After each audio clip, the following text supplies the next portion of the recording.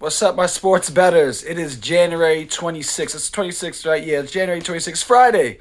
This is the Money Line Grind. I'm your boy Dame, aka Mr. Free Money. You might notice something new. We had a couple bets last night, and I got myself a little haircut. Now we're back to looking how we are supposed to look. I was looking like Shaggy from Scooby Doo in the other videos, but we're back, and we're winning. We went 3-2 last night. It was a profitable night. Could have easily have gone 4-1, but the Kings don't cover. So let's go over these picks. I got 4 new picks for you. I have a lock of the day. I have a lovely two-legger, my humble two-leg, which is only plus 133. But yeah, let's go over the picks. Grab your bread and let us discuss. Last night, Kings -2. We lose this bet. Heartbreaker. Kings had plenty of opportunities to kill off the Warriors and finish their opponents. They were up double figures at one point, but they don't. And this is probably why they won't get past the second round in the playoffs this year, because they don't have that killer instinct. They win the game, but they don't cover the bet. They only win by 1. We needed to win by 2 or more. 2 is a tie.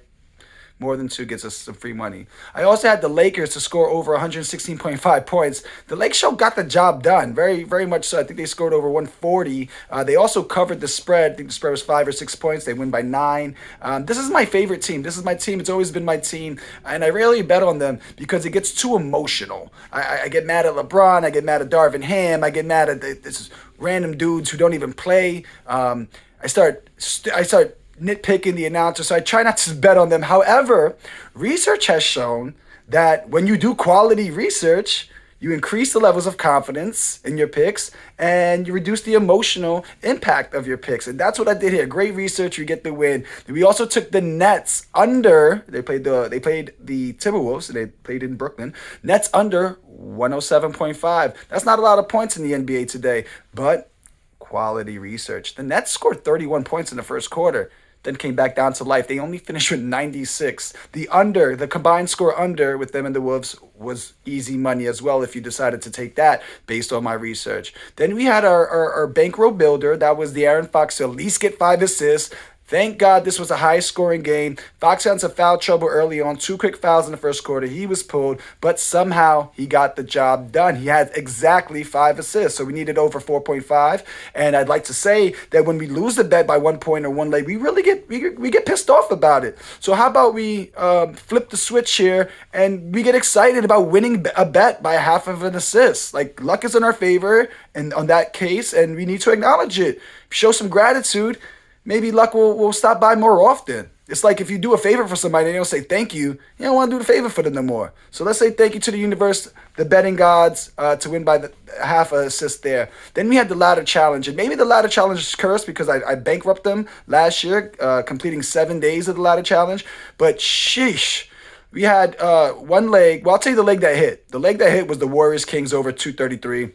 They're just high scoring game. The leg that did not hit was 2 of the best defensive teams. I chose the alternate under, so I put more points on it. So they're not going to score more than 231 combined points. I figured the Heat would score under 100. Celtics get to like 120. I was wrong. Celtics scored 42 points in the first quarter, which is the most the Heat have given up in the first quarter this season. So FML, my life. F my life. I don't want to say too much. I don't know if these AI software for YouTube is going to pick up my curse words and then kind of blacklist it. So I'll stay away from that. But we missed that, and that sucks. But we do have some great picks for you tonight. And let's jump right into it. I got Paul George today. They're traveling to Toronto to take on the Raptors, over 22.5 points. This is one of your bankroll builders because it's only minus 135 on Caesars. Paul George is questionable tonight with a groin injury. So it's not the best odds. We'll call it a bankroll builder. We hit our last bankroll builder, which was the De'Aaron Fox bet I told you about. And this matchup is right for PG. The Raptors don't really have anybody who could move laterally on the perimeter. They've given away their best, or they've traded away their best defenders in OG and Siakam. They don't really have the guys that would be ripe to match up with the Paul Georges or the Kawhi Leonards, some of those bigger wings who can score on all 3 levels. So they're likely to play some bigs. I'm not sure these bigs are going to want to step out to the perimeter. Paul George has been lighting it up from beyond 3 as of late. He has games where 6 threes, 7 threes, and decent percentages also. He is coming off 2 games where he underperformed, so I think he does seize the moment tonight. If you look over the last 6 games, even including those 2 games where he's underperformed, I think he scored maybe 17 and 12 in the other. We're seeing an increase in playing time, points, and field goal attempts compared to his numbers in the overall season. I like this play for Paul George. Our second pick is Franz Wagner over 17.5 points tonight. They are going to Memphis to take on the Grizzlies. This is minus 125 on points bet. Other books have this 140 minus 163, so it's go to points bet for this one. Francis coming back from injury. I think this line is pretty low. In the 2 games he's back, he scored 19 and 17 off of 24 and 28 minutes played. I think he gets a few more today as he's working himself back into the grind. He's playing against a Grizzlies team that allows about 16 points per game to opposing small forwards. I think Francis is at least slightly above the average small forward in the NBA, although there's some nice superstars out there. So I think he could get to that number. He can score on all 3 levels. He scored at least 18 points in over 60% of his games this season. Before the injury, however, Francis scored at least 17 points in 6 of his last 7. I think this is an easy hit, and it was almost my lock of the day. You can take a look for that tonight, because we also have another bet in the same game just on the other side of the building. We're going to look at a 2-leg parlay that is plus 133, and the first leg is Jaren Jackson Jr. to go under 27.5 points. That's a lot of points for him. He's getting the majority of the shots. He might shoot 20 shots today. Last time we took the JJJ under, he shot 5 for 21. We crushed that bet. I think he had 15 points. The line was like 25, 26. So similar line. I think the Magic are a really good defensive team. I've seen what they've done to other bigs. And Grizz in their last 5, their opponents are scoring, they have the 3rd lowest field goal percentage, 3rd lowest field goal attempts. Their opponents are dead last in field goals made. I'm so sorry.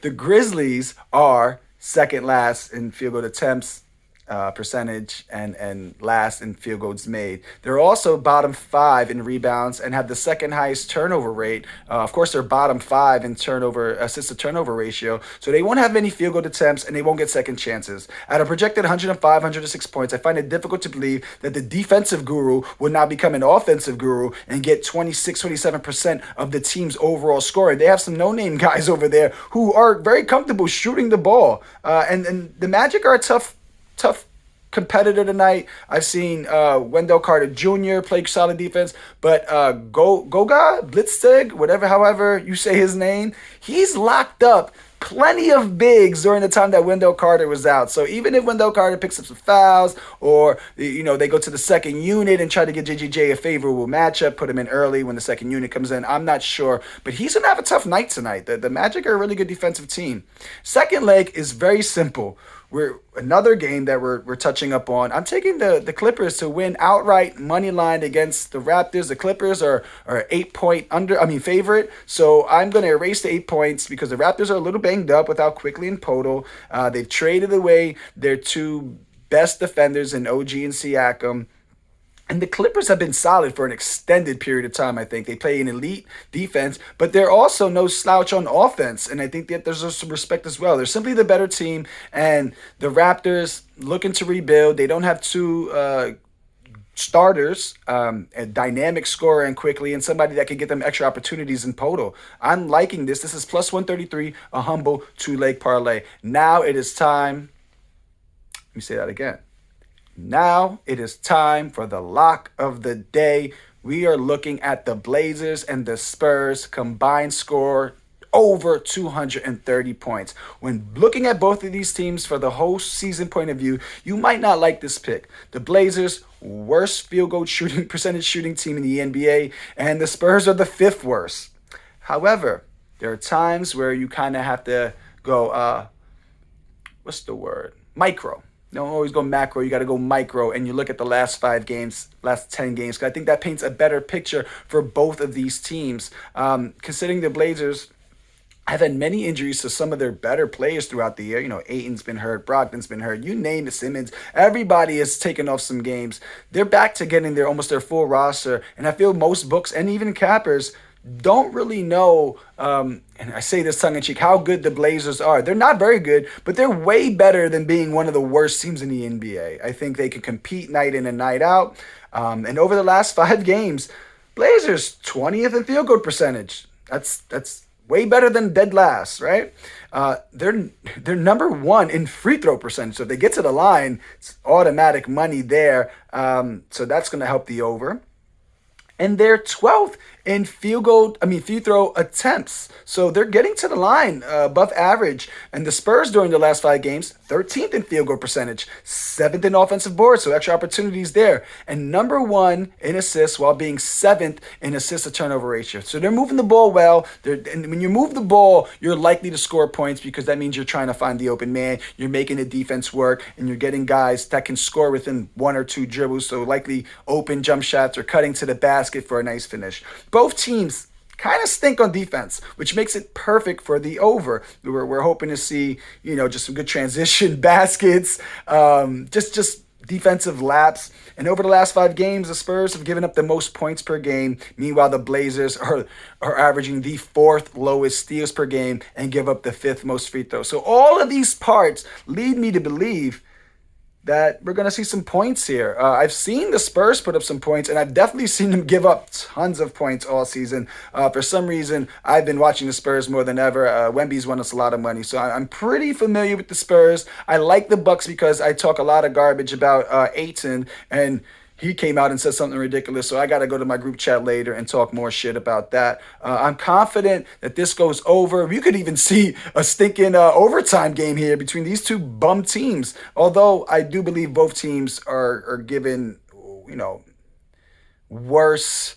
I think we look at them worse than what they really are. But those are my picks. I gave you 4 picks. One of them was a lock. One was a 2-leg. 2 straight bets. This is looking good. It's Friday. I got a cut. We're going to win money. Stay tuned. Please subscribe. Tell a friend to tell a friend.